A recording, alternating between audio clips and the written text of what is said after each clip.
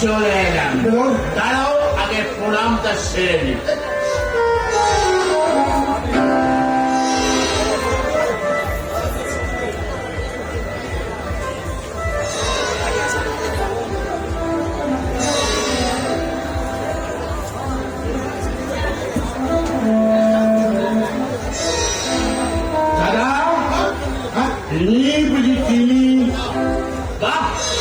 একেবারে মেম্বারটা বৌদি হয়েছে। তারাও আগে প্রণামটা সেরে নিত।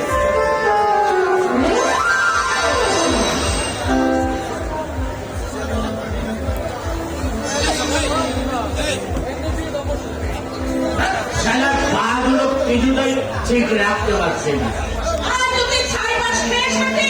আমি কি করবো বলো মা? আমি কি ইচ্ছে করে খাই নাকি? ওই সারা পীতাম্বর জোর করে খাইয়ে দিলেন।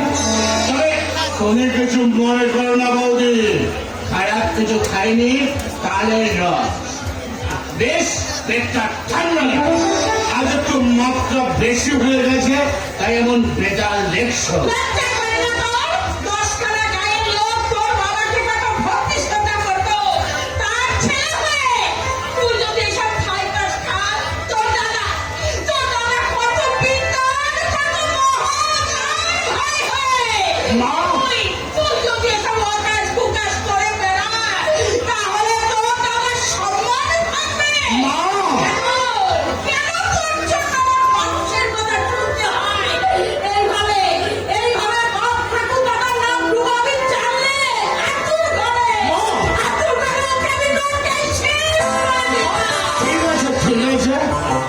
কোনদিন আমি খাবো না। আর যদি ভুল করে কোনদিন খেয়ে ফেলে বাড়িতেই আসবো না। হাজার হোক আমার এই মেম্বারটার নতুন বউরে একটা সম্মান আছে তো। এতগুলো চেষ্টা করলাম, বৌদি মানুষ হলি না। সবাই মানুষ হলে কদর কমে যায় দাদা। আমি ম্লান বলে তো তুমি এত উজ্জ্বল। ঠিক বলেছি না? আরে আরে তুমি যে কথাই বলছো না দাদা। আমার এই মেম্বারটা বৌদি বোবা নয় তো। বোবা হলে কিন্তু আফসোসের সীমাই থাকবে না। সেই অন্যায় কিছু বলে ফেললাম নাকি? ক্ষমা করো বৌদি, ক্ষমা করো। ও হ্যাঁ, আমার মতো একটা মানুষ তুমি এই গায়ে দেখতে পাবে না। তোমার যখন যা দরকার হয় আমাকে বলবে, আমি তোমার সব কিছু এনে দেবো। হ্যাঁ বাসি, তবে আমি কৃষ্ণ নই, অনুজের লক্ষণ। দাদা হচ্ছে আমার শ্রীরামচন্দ্র, আর তুমি হচ্ছে আমার সীতা বৌদি। যদিও তোমার ওই বের ভোজা সীতার মতো নয়, তবু আমি চালিয়ে নেবো, চালিয়ে নেবো।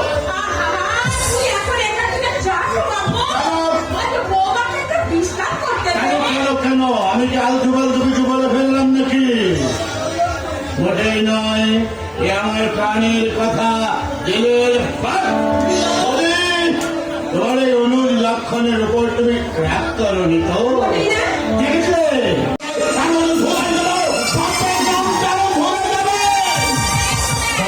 সম্পত্তি ফাঁকি দিয়ে খাওয়া তোমাকে আমি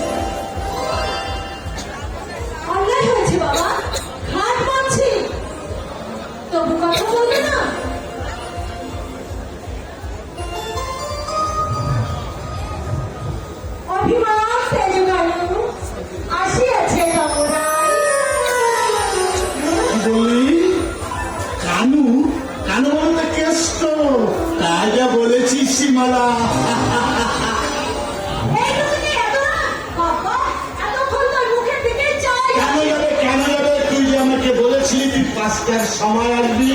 এই দিকে 5টা কি কথা বলো? বাড়িতে যে একটা লোক এসেছে। লোক এসেছে। কে? কি জানি কে? বললে দাদা ছেলেবেলার বন্ধু। আমি তার সামনেও যাইনি, কথাও বলিনি।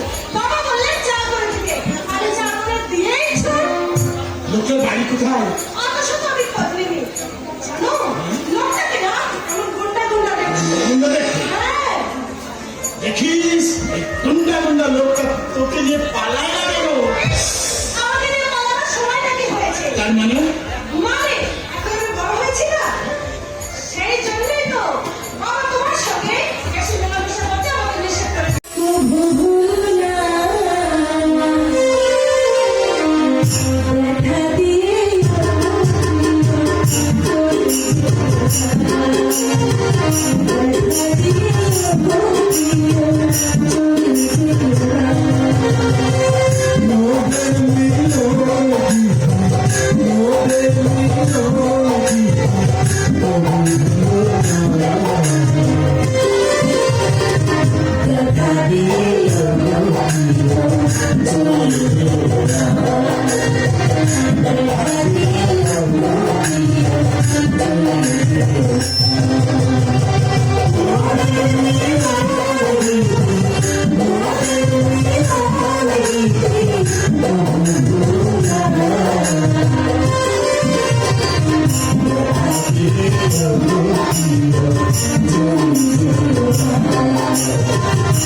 Oh,